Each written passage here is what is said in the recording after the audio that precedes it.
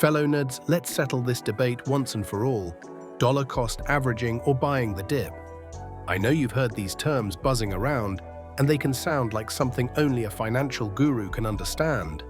But trust me, once you get it, you'll be making smarter investment moves. Dollar cost averaging, DCA. This is my favorite method, especially for beginners. Think of it like a Susu or Adinkra group for investing.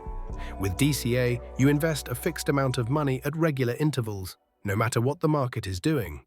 For example, you decide to invest GHS 100 every month into your favorite company or index fund. When the price is high, your GHS 100 buys fewer shares. When the price is low, your GHS 100 buys more shares. Over time, this strategy helps to lower your average cost per share and removes the emotion from investing. You don't have to stress about the perfect time to buy. It's a disciplined, long-term approach that works.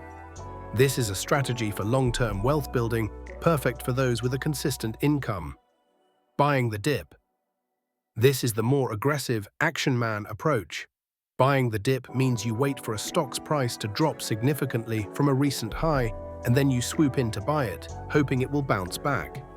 The idea is to buy low and sell high. It sounds great in theory, right? But here's the catch. What if the dip is not a temporary fall, but the start of a long, painful decline? The stock could become a falling knife, something you can get seriously hurt trying to catch. Requires skill and time. This strategy needs you to constantly monitor the market, understand why a stock is falling. Is it bad news for the company or just a market correction, and have cash ready to deploy at any moment? For a beginner, this can be extremely risky and emotionally taxing. You might sell in a panic if it keeps falling or miss out on gains while waiting for the perfect dip. Which is better for you? For the average young Ghanaian investor just starting out, dollar cost averaging is the clear winner. It's simple, reduces risk, and builds a powerful habit of consistent investing.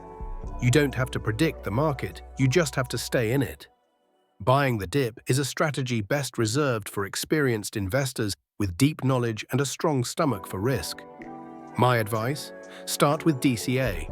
If you later build up a good knowledge base and have some extra capital to play with, you can allocate a small percentage to buying the dip.